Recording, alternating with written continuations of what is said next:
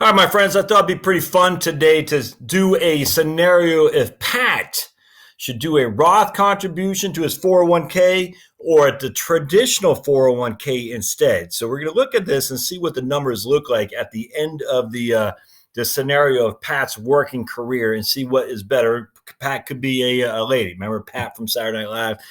So we're going to look at Pat. Should he do or she a Roth or a traditional contribution to the 401k? So don't forget to subscribe. If you like what you see here at Heritage Wealth Planning, thumbs up, share the video, the whole thing. And let's dive right into this. I think it'll be interesting. So first and foremost, I can't remember how old we have Pat. So let's hit profile, family, and we got Pat at 61. I want him to be 61. We're going to say he is 51. So we're going to be born in 1968. All right. So Pat is 51, and his goals are going to be to retire at, we'll say 65 for simplicity. And that's when he'll take Social Security. All right. So retirement expenses, retirement healthcare costs, we're going to say $4,000 a month. And today's numbers, we hit save. All right, monthly expenses at retirement. Now, Pat's single, by the way, single. All right, so he's got income right here of, we're going to get rid of that pension income. We're going to get rid of, there we go. We're going to say his income. Do I got to add an income? Yeah, retirement age, 65, good. Income, let's make this just regular income. Let's see here. We're going to get rid of that. Yeah, Social Security, gotcha. All right, so we're going to add income, salary. We'll say Pat's making $75,000 a year. All right, $75,000 a year. And he'll do it until he retires. All right, blink. And we're going to say he gets we'll say a 2% raise each and every year. All right. All right, blink. 75, good. All right, so that's good. So, all right, so basically what we're doing here is pretty simple stuff. But we got Pat. He's got net worth right now of what do we got? Let's take that down a little bit. Let's say $400,000. All right, so let's say $400,000 in his 401k right now. All right, let's save that guy. Or 450, that'd be good. So Pat's got 450. And let's take it down to 400,000. Let's say 25 would be 25,000 shares. I'm thinking. Blink. Yeah, that's good. That's fine. All right. So now we got Pat. He's making 75,000. What state do I got Pat living in? Actually, I think I have him living in New Jersey. Let's see here. Is that right? In Florida. So let's have Pat living in New Jersey. All right. Blink. All right, there we go. So we got Pat. He's 51, or she lives in New Jersey, makes $75,000 a year. His net worth consists of solely his 401k. At this stage, it doesn't matter about the investment property just because there's no tax deductions anyway. And I'm not really all that concerned about the income. We'll say his expenses are, we can say, $3,000 a month. Perfect. I like that. All right, single guy, that probably makes sense. So let's see what we're looking at here. So now what we're going to do is for savings, we got Pat's 401k, and then we got Pat's Roth 401k. So right now we're just putting his max amount he can put by year into his 401k, and the company's matching 3%. So let's see what that looks like when we go to retirement, and it'll be 100%.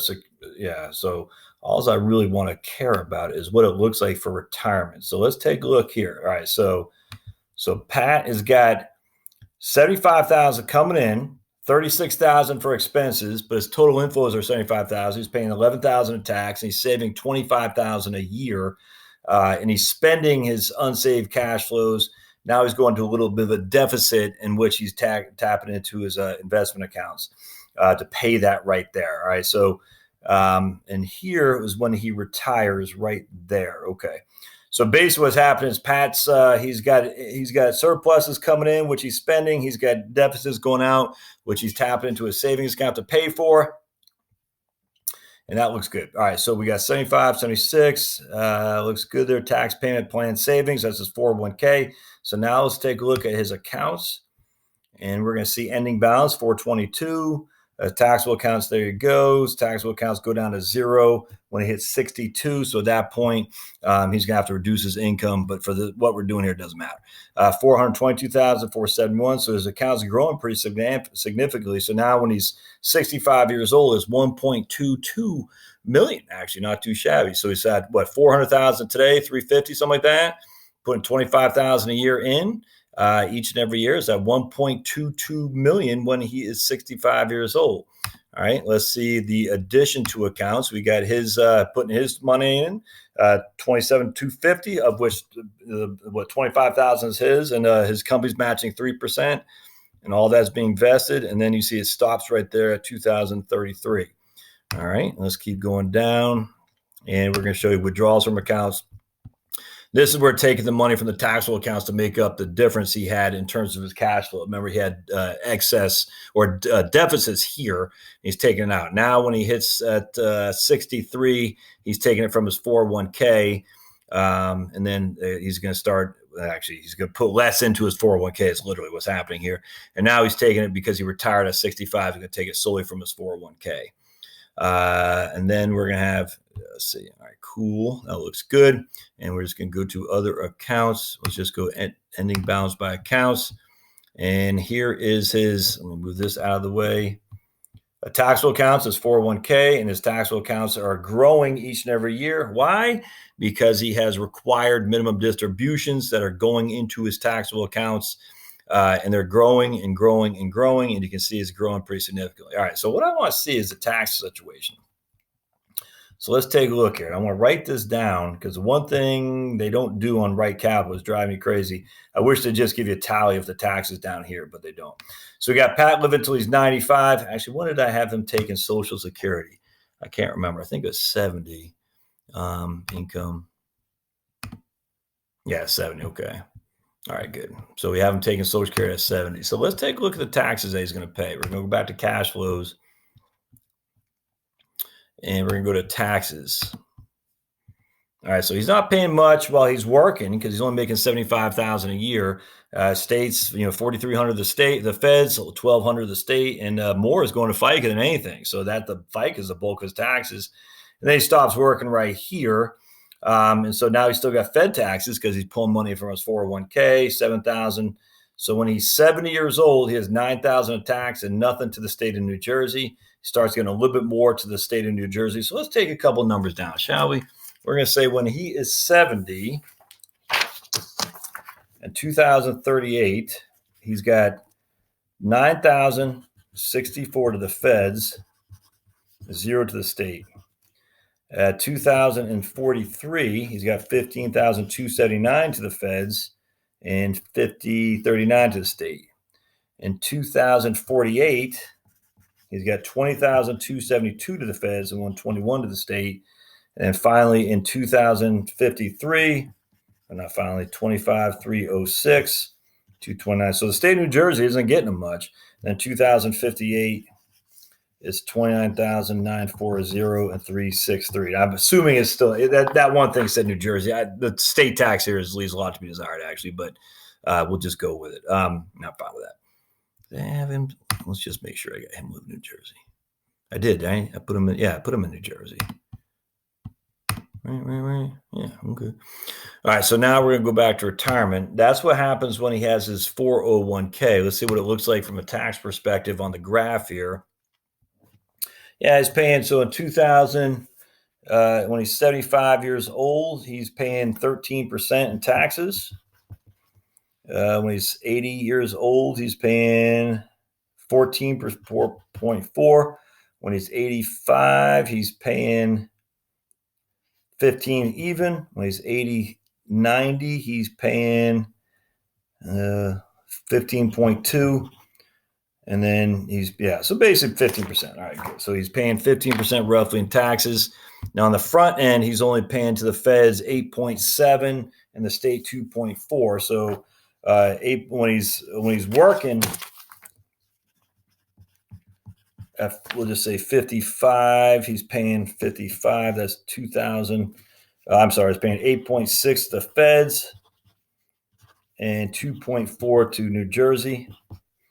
And then at 60, he's paying 10%, 10.6 to the Feds and 2.3 to New Jersey. Look at that FICA, man. That's painful for sure. Why is that so high? Good night. That doesn't make sense to me. Why is that FICA so high? Hey, either way, do I have him self-employed? I can't. Either way, that's what at this stage I don't care. I just want to know about the end result of the taxes that he's paying. So now let's go to a distribution. We'll go to 2038. Oops. I'm going to go here to 2038 and look at the details. 2038. I want to see the tax brackets. Boink. All right. And so here we got Social Security benefits of 58,000, of which 37,000 is taxed. So 2038, 58K Social Security, 38K taxable. He's got 44,000 of IRA distributions, and his total adjusted gross income is 82,000. And his taxable income is 63,000, and then his taxes are $9,000. Okay. Now, a couple things. Guy pointed out today, qualified business income, that 6473 is not his QBI. That's just his personal exemptions. They're going to have to revisit doing the software to make this tax return revert back to the pre-Trump tax bill. So right now, that's just his personal exemption, even though it does say QBI. It's not QBI. It's just personal exemption, but they just got to revert back to the previous tax returns, what we're using last year. So don't let that fool you here. All right, so let's go to 2043 and see what we're looking at. So 2043, Social Security is 65K, of which 54K is taxable. Yikes. 55,000.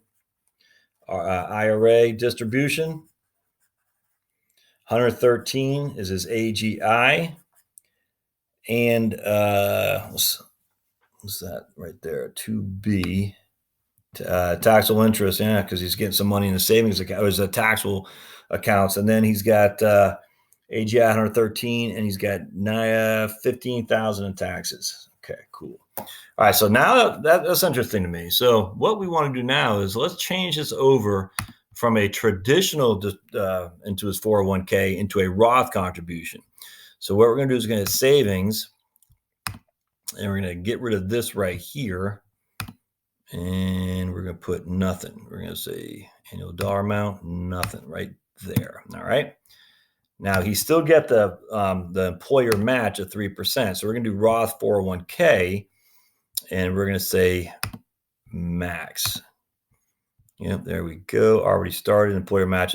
Okay, let's see what this one looks like. Actually, I got to go back and eliminate that right there. Oops. Got to eliminate this right here. And we'll say 0 there. Okay, cool. Just don't want to be double dipping on that. Let's see what happens. I'm not sure exactly what's going to happen. So let's take a look. All right, so now we're going to go to retirement. And let's see how this shakes out. It'll be pretty interesting to see for sure. All right, so let's go to cash flows. And we're going to go to accounts because I want to see how it looks like. Yeah, okay, cool. There's a Roth. That's his money going in. Let's go to additions to accounts. Yeah, there's this match. Perfect. So it's employer match is going there. His Roth is going here. All right, that's good. I like seeing that for sure. Now let's take a look at the taxes. Actually, the first thing we're going to do is look at this guy here. I want to see all right, so here's paying more in taxes. Remember last time when he was 55, he paid 8.6 to the feds and 2.4 to the New Jersey. Now it's 14.4 to the feds and 3.2 to New Jersey. And his FICA is 7.1. Why is a FICA that much different? I don't know. That's interesting to me. Why would the FICA be that much different? 7.1%. I don't get that. I have to dive into that some, but let's just keep going forward. So 60, he's paying 16.6 to the feds and 2.9 to New Jersey. So before he was paying 8.6 to New Jersey and 2.4 to the feds when he was 55. Now at 55, he's paying 14.4 to the feds and 3.2 to New Jersey. At 60, he's now paying 16.6 to the feds and 2.9 in New Jersey, whereas before he's paying 10.6 to the feds and 2.3. So New Jersey is pretty much the same for the most part. Not exactly the same, but close enough. And the feds are significantly higher now because he has more taxable income. That $25,000 is being taxed. Still don't get that FICA thing. I have to dive into that some. Now, at 65, he's paying 10.4% to the feds, and was that 2038, right? Where let's tell you what. So now he's going down here. Look at this. So now he's got 6.4, 7.8.6. So pretty good. So now let's take a look at his detail. I want to go to retirement. I want to go to cash flows. And we're going to go to tax payment at 2038. So here we got 2038. He's got Social Security kicking in, and he's got his IRA, his IRA distribution, his 401k distribution. All right, so he's got Social Security and his 401k distribution. His total income is $94,000. Total expenses are $70,000, and his taxes are $576. Look at that, $576 in taxes right there. Total outflow is $71,000. So he's saving a lot more. These net flows are going back and being saved into his taxable account. So that's pretty sweet. So here you got net flows. He's got to come up with the money someplace from here to come up with it. But at the end of the day, he's got $58,000 coming in from Social Security, $36,000 from his IRA distribution. Total income is $94,000, of which $70,000 is going out to expenses right here, and his taxes are all $576. Not too shabby, that's for sure. And that's 2038. So let's take a look, and let's go to 2043.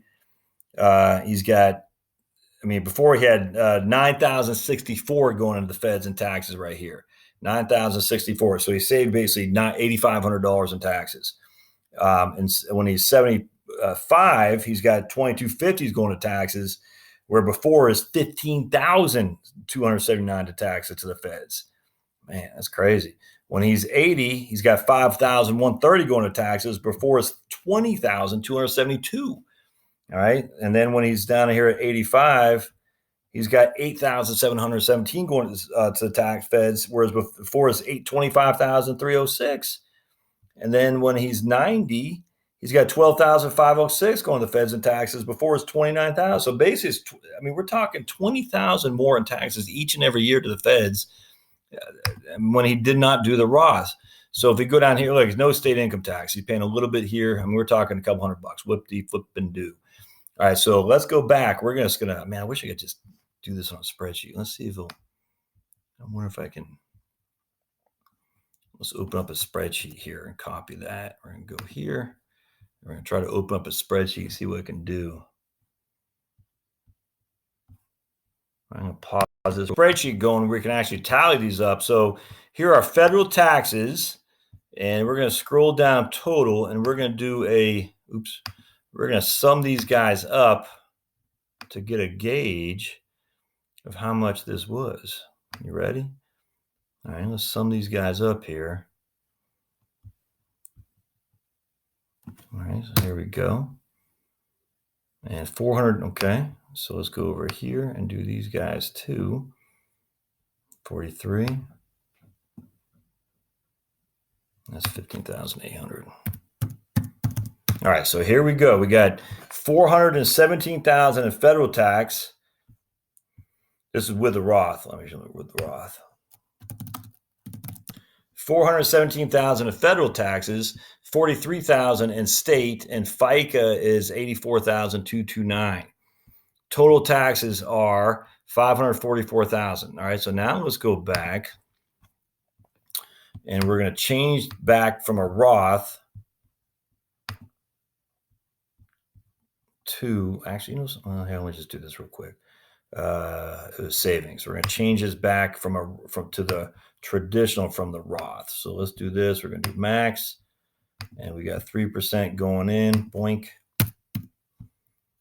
Oops.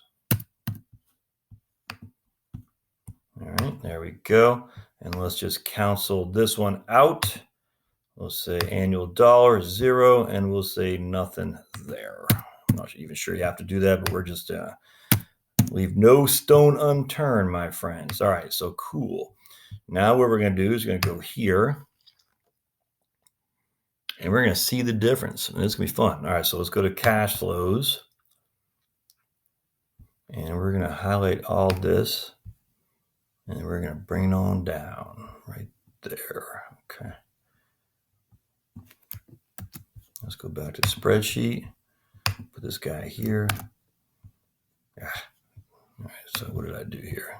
I didn't. Did I do the tax? No, I didn't do tax. I got to do tax. That's what we got to do. Got to do tax. There we go. Seen wrong. Okay, boink. There we go. And I think I have to go one off right there for some weird reason. So let's click on that guy and scroll up. There we go. Yep. Boink. Let's see what we got. All right. All right, cool. So we're just going to say that's 33,700. 700. All right, so now we're going to go sum. Boink. All right, here we stop right there. We go. Oops. All right. Yeah. All right, screw that one up. All right, let's go down here. And we're going to go all the way down.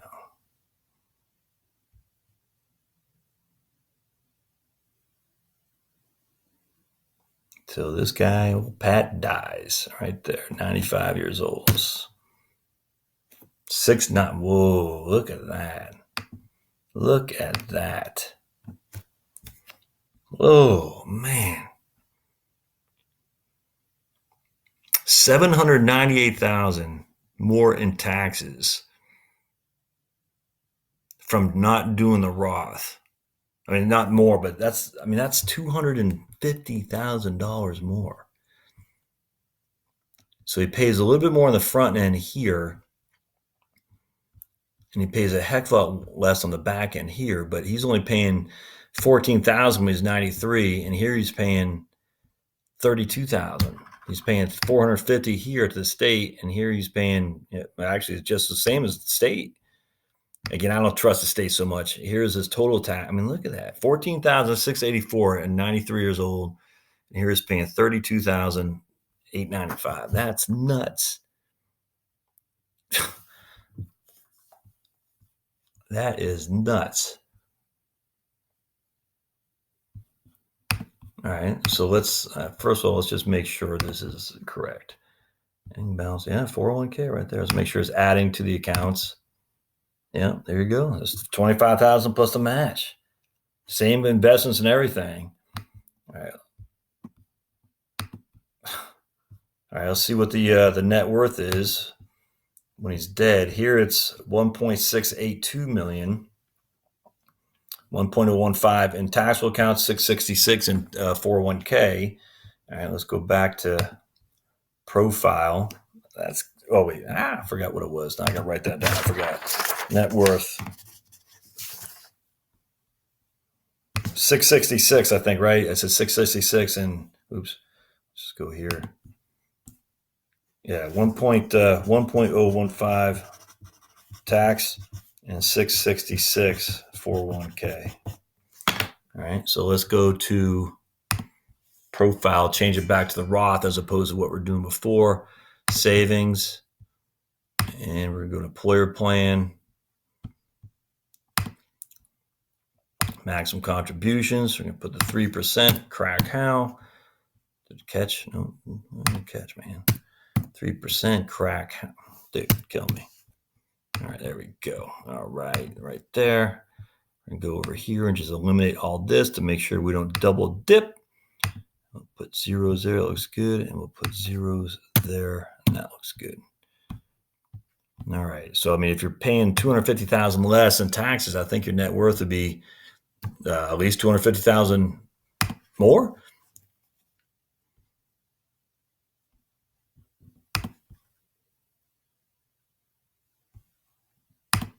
Let's take a look. Net worth. Yeah, well, 1 point. So here we got 543,000 in. That doesn't look like it. Assets. Oops. Counts. Hold on just a second. Okay. All right. Well, there you go. So we got, yes, okay. So here we got, oops, I won't go net worth. Here, 1.66 million too. So you still got 1.664 million here. We got 1.121 million in taxable accounts and 543,000 in Roth, right? But roughly Roth. That's not going to all be in Roth. I think part of that was, let's see, how much of that 543 was in Roth? 348 was in Roth, and 194 in 401k. So think about this, my friends. This is so. I don't know if I can. I don't think it's going to work. I wonder if. I don't think I can fast forward to make this the investment tax allocation. I don't think it'll do it in the future. I don't. Yeah, it's too bad. But anyway, think about this. So when this guy dies, he's going to have 194,000 in this account, 348,000 in this account, and 1.12 million in that account. So not only did he pay $250,000 less in taxes, he has the same amount of money as the other guy did, who paid $250,000 more in taxes. But the other guy's got 1.015 million here and 666 there. Why is that a big deal? If he's leaving it to heirs, 666 is going to be taxed at whatever the heir's tax bracket is, where this guy's only have 194 tax. So not only does he pay 250,000 less in taxes, but he's going to leave hundreds of thousands or more. I mean, it's crazy. So I'm curious too. Let's see if they got the same income. So if you're leaving money to heirs, the Roth is what you want, because don't forget, the Roth transfers tax free to the heirs, and taxable accounts transfer tax free to heirs because of what's called step up basis. So we go to cash flows. Should be the same cash flows, I'm thinking. Total income flows. No, it won't be the same cash flows because the other has the RMDs. So the total income flows. Let's just do this. Let's see if I can't copy and paste this right here. Let's see if that works. Blink. Let me come down here. I'm not sure if this is going to work. We shall see.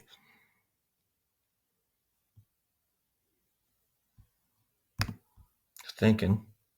Oh, sweet. I did. So all I want to do is income inflows, total inflows right here. So we want to go F, and we're going to go down to right there. We're going to sum all that up. We're going to go up here and see what our total income flows were.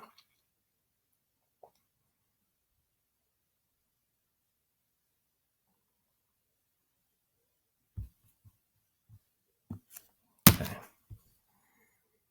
4.164 million.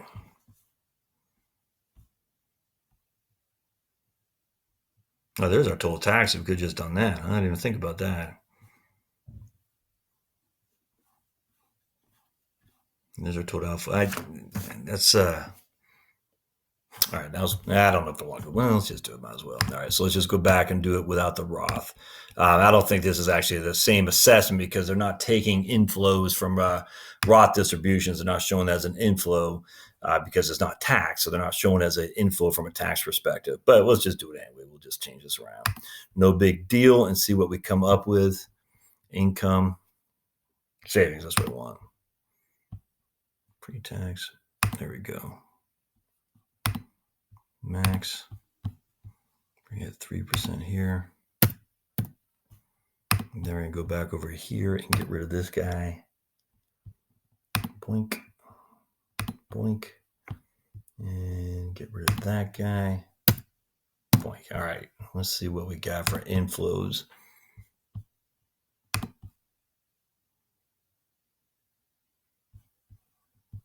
Cash flows.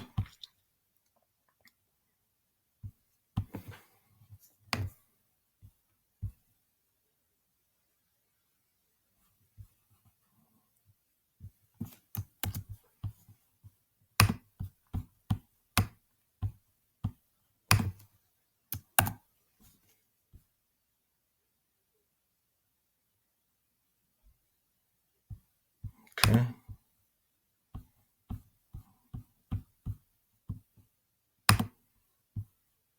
I have no clue what this is going to look like.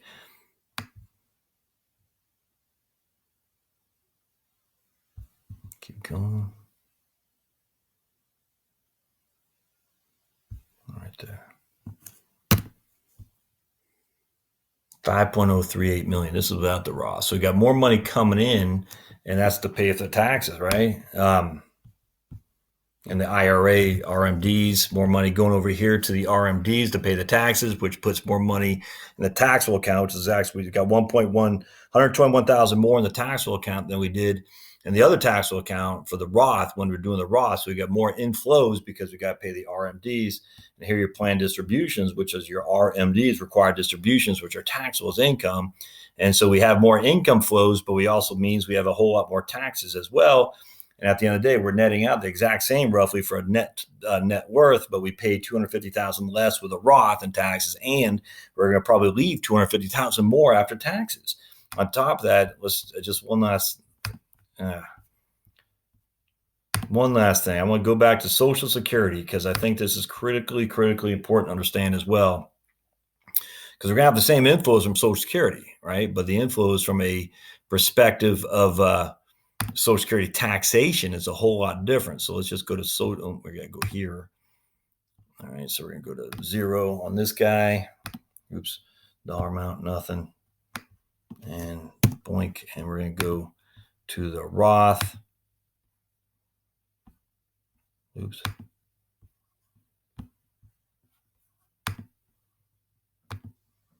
And 3%. I hope this thing saves. All right. So now I want to pull a tax from 2043. Let's see what we got in 2043. Tax return.